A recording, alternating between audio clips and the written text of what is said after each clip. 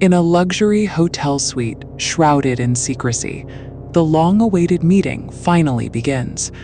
The man known only as L stands before the small group of dedicated officers who have risked their careers and lives.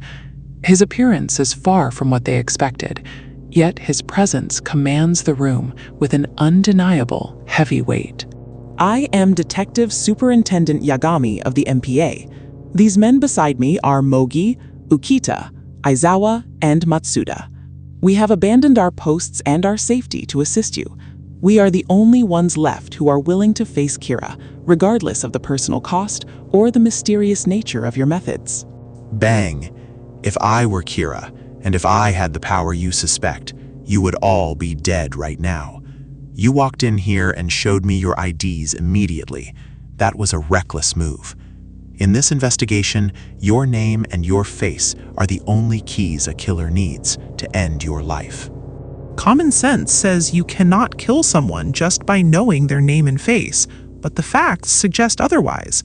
Kira is dropping criminals one after another based on information alone. We have no choice but to believe that he possesses a method of execution that requires only visual and nominal identification. We are the only ones left who are willing to risk our lives for this case. Therefore, let us value our lives. From this moment forward, we must be extremely careful about who we tell our names to. One slip of information could lead to our immediate and untraceable deaths at Kira's hand. Please turn off your cell phones, laptops, and any other electronic equipment you may have brought with you. Place them on that table first. We cannot risk the possibility of someone outside monitoring our conversation through an open line or a hacked device. Safety must be our absolute priority in this room. Do you really think Kira could be listening to us right now? It feels like we are being overly cautious, but I suppose that is why you are the world's greatest detective.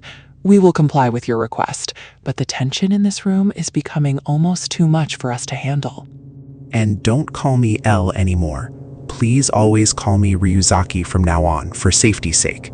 It is a necessary precaution to keep our identities separate from our official roles. Keep this name in your heads and never speak of the name L outside of these secure walls. Now, all of you, please sit down. We have much to discuss and very little time to do it. The tea is ready, and we should attempt to find some comfort before we delve into the dark details of these murders. Let us begin our formal strategy session as a unified team. I just had an idea. If we know that Kira needs to know people's names and faces, then can't we tell the media to omit those from their crime coverage? That could limit the number of victims significantly and force Kira to find other, perhaps more trackable, ways to find his targets. You guessed it. I'm also childish, and I hate losing. That is why I am so invested in this case. Kira is the same way. He is a childish individual who cannot stand to be challenged. We are two sides of the same coin, playing a high-stakes game where only one can survive. L recalls the pivotal moment when he used a television broadcast to challenge Kira. By using a death row inmate as a decoy, he confirmed that Kira was located in the Kanto region of Japan. It was a brilliant, albeit ruthless move that provided the first real lead in the investigation. Kira started concentrating on Japanese criminals, and by the time he eliminated the FBI agents, he was concentrating on the Kanto area around Tokyo. He is reacting to my moves, proving that he has access to police information and is watching our every step with a calculated, murderous intent. Kira's mental process is fascinating.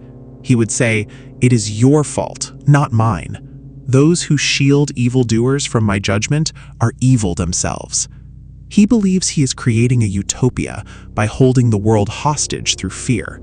He thinks he is a god, but he is merely a murderer with a weapon. Fortunately, we have gotten commitments from police in every country, including the US, to provide us with information and forensic expertise.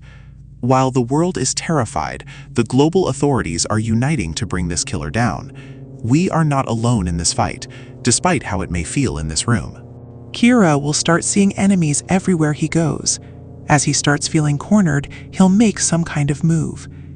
The US is outraged over the deaths of the FBI agents, and they have agreed to send a massive task force of 1,500 investigators to Japan for this international manhunt. Ryuzaki, I'll send this idea up to the Director General's office right away.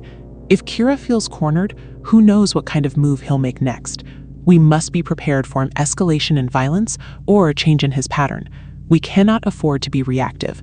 We must be proactive. Do you mind if I share my thoughts on this case with you? Kira is one person acting alone. He has access to task force information, which means he is likely someone close to the investigation or someone who can monitor our communications. This is an internal threat as much as an external one. And he can control the time of death, as well as the victim's actions before death to a certain extent. He needs knowledge of his victim's name and face to commit murder. This level of control suggests a power that is far more complex than simple heart attacks triggered by a distance. Now please keep those points in mind and listen carefully to what I say next. We need to analyze the timeline of the FBI agents' deaths to understand Kira's testing phase. He didn't just kill them, he experimented with them to find the limits of his extraordinary and terrifying power. On December 19th, Kira used imprisoned criminals to carry out what are clearly tests of his ability to control victims' actions before they die. He was probing the limits of his influence. By December 27th, using the results of his tests, he succeeded in killing all 12 FBI agents in Japan. He felt threatened and acted to eliminate all the agents in Japan. Within just 5 days of their arrival, Kira became aware of the FBI's presence.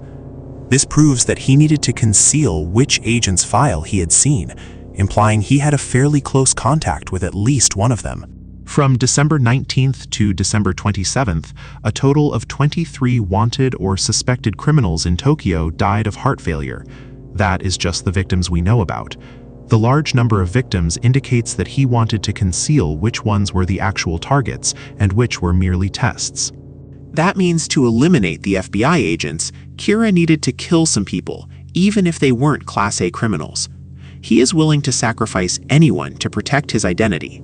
This shift in behavior is a crucial clue. He is no longer just a vigilante. He is a predator protecting his territory. However, we can be sure that during those 5 days, he was among those being probed by the FBI here in Japan. The 8-day gap between the tests and the FBI murders was to give the agents time to probe others so as to draw suspicion away from himself and his daily life. Kira went to quite a lot of trouble to get the names and photos of all 12 agents. He first needed to get to one of them. If we know which people those 23 heart attack victims and the FBI agents were investigating, we can find Kira. Let's form 2 teams to trace them. By showing your face to us, aren't you admitting that Kira defeated you? Earlier, you said you hate losing, but now you seem to be accepting a tactical defeat. Is this a sign of weakness, or is it another calculated step in your plan to draw the killer into the open? Yes, showing myself and the loss of those FBI agents means I lost this round. But let's show him, those of us who are risking our lives, like yourselves, this is the first time I've staked my life on a contest. I'll win in the end. The good guys always win. Yeah, let's get him, El. Ryuzaki. The good guys are going to win this. We are motivated and ready to follow your lead to the very end. We will find that one clue that Kira left behind and bring him to justice for everyone he has killed. No. Maybe I'm being too impatient. If I could just get one more clue, something to clinch it. I am missing one piece of the puzzle that will connect the FBI's investigation to a specific individual. I must remain calm and wait for Kira to make his next inevitable mistake. If I messed up even one time, if I left even one clue to my identity, I'm finished. I must be perfect. Every move must be calculated. Every death a step toward the new world. I cannot allow El to find even a single thread that leads back to me or my family.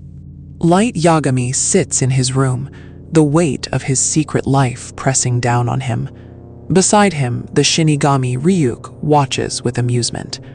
Light knows that the battle of wits has reached a critical stage, and the slightest error could lead to his downfall at the hands of Ryusaki. The memory of Rei Penber and the Shinjuku busjacking haunts the investigation. 4 people died of heart attacks around the station that day, and Rei was among them. This coincidence is too strong to ignore. It is the threat that L has been searching for, hidden in the public records. A mysterious woman approaches the National Police Agency with purpose.